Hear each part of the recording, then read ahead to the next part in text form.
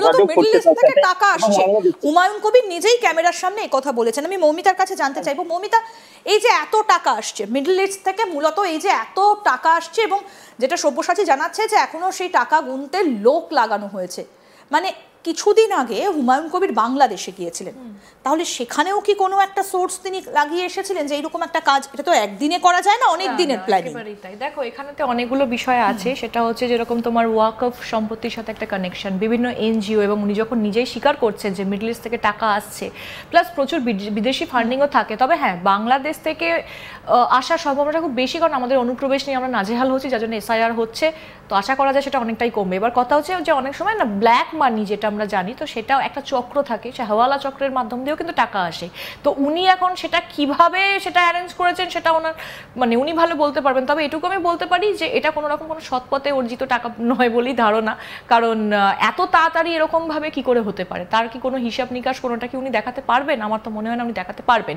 এবার দেখো, পলিটিক্সে ব্ল্যাক মানির সাথে একটা যোগ আমরা এটা অনেক দিন ধরেই এটা জানি। তো এখানেতে আমার যেটা মনে হচ্ছে যেটা সম্পূর্ণভাবে, যেহেতু এটা মসজিদ তৈরির ব্যাপার, সেখানেতে যারা ওই কমিউনিটির মানুষজন তারা হয়তো তাদের ইমোশন থেকে সেটাকে দিচ্ছে, কিন্তু লোকাল মানুষ যেটা করছে এটাকে একটা ইমোশনাল মোবিলাইজেশনের হাতিয়ার হিসেবে ইউজ করছে, যেটা কিন্তু অনেকটা ওদের টিএমসি পলিটিক্স এবার নেগেটিভভাবে চলে যেতে পারে 26-এর জন্য।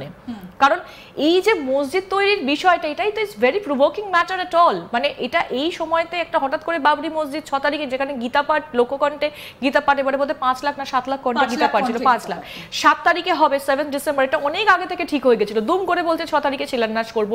তো এটা তো একটা মানে ধর্মের মধ্যে একটা আগুন জ্বালিয়ে দেওয়ার ব্যাপার, যে তোমরা হিন্দুরা ওইটা করছো, চলো এবার আমরা বাবরি মসজিদে শিলান্যাস করব। এই বিষয়ে হুমায়ুন কবির একটু শোনাবো। তিনি বলছেন যে লক্ষ কণ্ঠে নাকি তিনি কোরআন পাঠ করাবেন।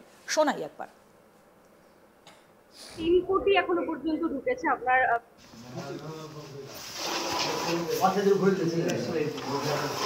দাদা, 3 কোটি এখনো পর্যন্ত ঢুকেছে আপনার।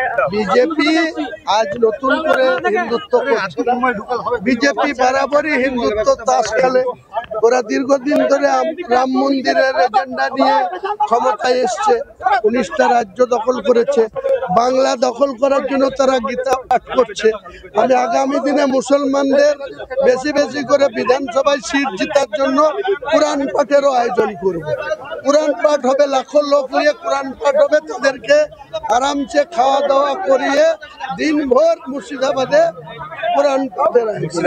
আজকে 5 লক্ষ কণ্ঠে গীতা পাঠ, আমি 1 লক্ষ হাফেজকে দিয়ে কোরআন পাঠ করাবো।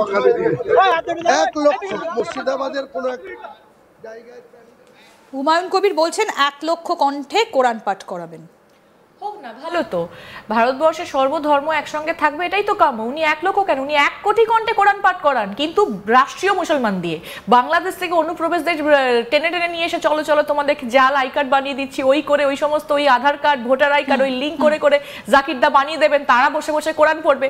এটা কিন্তু এক্সপেক্টেড নয়, এবং এটা ভারতবর্ষে চলতে পারে না। তাদের কোনো অধিকার নেই ভারতবর্ষকে এইভাবে ধ্বংস করার। কিন্তু হ্যাঁ, রাষ্ট্রবাদী মুসলমান যারা রয়েছেন, যারা ভারতীয় মুসলমান রয়েছেন, তারা 1 লক্ষ কেন, 1 কোটি একসাথে কোরআন পাঠ করুক, ভালো তো। গীতা পাঠ হবে, কোরআন পাঠ হবে, এটাই তো আমাদের ভারতবর্ষ। আমরা তো এই ভারতবর্ষেরই স্বপ্ন দেখি, সেটা হোক, তাতে কোনো সমস্যা নেই, কিন্তু ওদেরকে রাষ্ট্রবাদী মুসলিম হতে হবে। ঠিক, আমি সব্যসাচীর কাছে যাব। সব্যসাচী, এসআইআর তো চলছে মুর্শিদাবাদে, শেষ পর্বের কাজ নিশ্চয়ই মুর্শিদাবাদেও হচ্ছে। শেষ আপডেট কি? কত সংখ্যক আপলোড হলো এবং কত সংখ্যক খুঁজে পাওয়া গেল না, লিঙ্ক হলো না? ইন্দিরা, যে পুরোপুরি ফাইনাল রেজাল্ট পাওয়া যায়নি, তবে এখনো পর্যন্ত যেটা পাওয়া গিয়েছে যে মৃত ভোটারের সংখ্যা কিন্তু প্রচুর, ব্যাপক হারে। যেমন বেশ কিছু বুথ আমরা দেখেছি যেখানে হয়তো 850 ভোটার, সেখানে মৃত ভোটারের সংখ্যা 140 জন। কোন জায়গায় হয়তো আবার সেটা বেড়ে 200-র অধিক হয়ে গিয়েছে, আবার কোন জায়গায়। সব্যসাচী, আমরা পাচ্ছি 1 তারিখ পর্যন্ত, ডিসেম্বরের 1 তারিখ পর্যন্ত সব্যসাচী একটা আপডেট পাচ্ছি, 1,14,122 গোটা মুর্শিদাবাদ জেলায়। এইরকম একটা সংখ্যা মোটামুটি, আমরা বলছি না যে এটা ফাইনাল ফিগার, মোটামুটি এইরকম একটা সংখ্যা আমরা পাচ্ছি। তারপরে আর কি কিছু বেড়েছে না? এখনো যেটা ফাইনাল রিপোর্ট, আমি তোমাকে আবারও বলছি যে অবশ্যই বেড়েছে, আরো কিছু বেড়েছে, না বাড়া নয়। কারণ বেশ কিছু অ্যাড্রেসে কিন্তু খোঁজা যাচ্ছিল। বিএলওদের সাথেও আমরা কথা বলেছি, যখন বিএলওরা বলেছে যে অ্যাড্রেসই খুঁজে পাইনি, এই মিসম্যাচের একটা কিন্তু বেশ কিছু অ্যাড্রেস আমাকে একটু বলো, মুর্শিদাবাদের মোট জনসংখ্যা এই মুহূর্তে ৮০ লাখের কাছাকাছি, কম বেশি ৮০ লাখের কাছাকাছি। তার থেকে কি এই ১ লাখ মাইনাস হচ্ছে, মানে এই ১ লাখ যাদেরকে খুঁজে পাওয়া যাচ্ছে না বা মৃত, সেটা কি ৮০ লাখ -1 মানে ৭৯ লাখ? অবশ্যই ৭৯ লাখ। ৭৯ লাখ থেকে আরো কিছু কমবে, এটা আরো কিছু কমবে, মানে কম বেশি ধরো ৭৮,৫০,০০০ যদি আমরা ধরি, আমরা একটা সহজ হিসেবের জন্য যদি ধরি যে ৮৮-৮০-৮০-র মধ্যে ৭৮,৫০,০০০ ধরো মুর্শিদাবাদে টোটাল এসআইআর এর পর সংখ্যাটা দাঁড়ালো। এবার যদি আমরা একটু হিসেব করি যে ৭৮,৫০,০০০, খুব সিম্পল একটা হিসেব করি, 66% হচ্ছে এখানে মুসলিম জনসংখ্যা, তাহলে মুসলিম ভোটের সংখ্যাটা দাঁড়াচ্ছে হচ্ছে ৫১,৮১,০০০। তাহলে কি এই সংখ্যাটাই ফ্যাক্টর? এই সংখ্যার জোরেই কি হুমায়ুন কবির বলছেন যে তিনি ঠিক করবেন কে সিএম হবেন?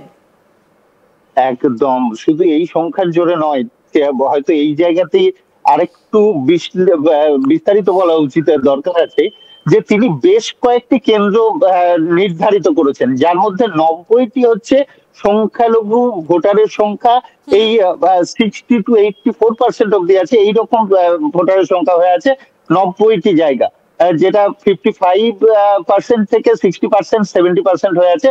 আরো কিছু ৪৫টা কেন্দ্র এমনও আছে যেটা হচ্ছে 45%-এর নিচে, 42%-এর নিচে মুসলিম জনসংখ্যা আছে। সেই কেন্দ্রগুলি ১৩৫টা সিট তিনি লড়বেন, ক্যান্ডিডেট দেবেন, এটা তিনি ডিক্লেয়ার করেছেন। আর সেই জায়গা থেকে তার জন্য আমাদের আরো কয়েকটা দিন সব্যসাচী অপেক্ষা করতে হবে। আমি আসবো তোমার কাছে, আমি মৌমিতার কাছে যাব যে ৫১ লাখের কিছু বেশি সংখ্যাটা বেরোলো, আমরা যখন হিসেব করলাম যে মুসলিম ভোট কত। আমি এই জায়গাটাই একটু বলবো যে এই হিন্দু মুসলিম করতে গিয়ে এটা তো এই রাজ্যের রাজনীতিতে আমরা দেখিনি, এটা অতি সম্প্রতি এই হিন্দু মুসলিম এই জাতপাতের রাজনীতিটা আমরা গত কয়েক বছর ধরে দেখছি। সুদূর অতীতে পশ্চিমবঙ্গে এর তেমন কোনো উদাহরণ আমরা বড় ধরনের দেখিনি। তাহলে এই বিষয়টা করতে গিয়ে খাল কেটে কুমির আনছে না তো বিজেপি? বিজেপি তো এখানে খাল বোঝাচ্ছে। কেন বলছি খাল বোঝাচ্ছে, আমি যদি প্রশ্ন করো কেন, আমি তাহলে বলবো আজকে যে খাল থেকে কুমির ঢোকানো হচ্ছিল, আজকে এসআইআর করে নির্বাচন কমিশন যখন সেটাকে রেকটিফাই করতে চেষ্টা করছে, তখন কিন্তু একমাত্র মানে তৃণমূল কংগ্রেস, ভুল বললাম, তখন একমাত্র কিন্তু সেটা বিজেপি সেইটাকে সাপোর্ট করছে যে না এটা হওয়াটা দরকার একটা সঠিকভাবে ভোট নির্ধারণ হওয়ার জন্য। কিন্তু সেখানে টিএমসি থেকে শুরু করে টিএমসি মানে যা কাণ্ড করছে, যেভাবে জিনিসটাকে করছে, মমতা বন্দ্যোপাধ্যায় কখনো বলছেন আপনারা কোথাও সাইন করবেন, আমি মানছি আপনি বলতে পারেন সাইন করবে না, কিন্তু উনি ইনস্ট্রাকশন দিচ্ছেন যে কি করতে হবে কি করতে হবে না, এটা প্রথমে বললেন। তারপরে হঠাৎ করে বিধানসভায় দাঁড়িয়ে বলছেন, কখনো বলছেন মোদীকে বলছে চোর, কখনো বলছে বিজেপিকে চোর, এই সমস্ত বলে কাণ্ড কারখানা হচ্ছে। এবং এই এসআইআর রিলেটেড একটা বড় কথা, উনি তো নিজেই একসময় তখন চরণ সিং অটওয়াল চেয়ারে ছিলেন, পেপার ছুঁড়ে মেরেছিলেন পার্লামেন্টে, সে দৃশ্য আমরা সবাই দেখেছি, ওটা এখন পুরনো হয়ে গেছে এবং ক্লিশেও। এখন যেটা বর্তমানে হচ্ছে, উনি নিজে একবার বলছেন আপনারা সই করবেন না, তারপরে উনি বলছেন যে না আপনারা সব ফর্ম জমা করুন, আমি এখনো জমা করিনি। তো এই যে টিপ্পণীগুলো আসছে মাঝে মধ্যে, এটা কোনোটাই একটার সাথে আরেকটা রিলেটেবল নয় এবং এটা পরিষ্কার বোঝা যাচ্ছে যে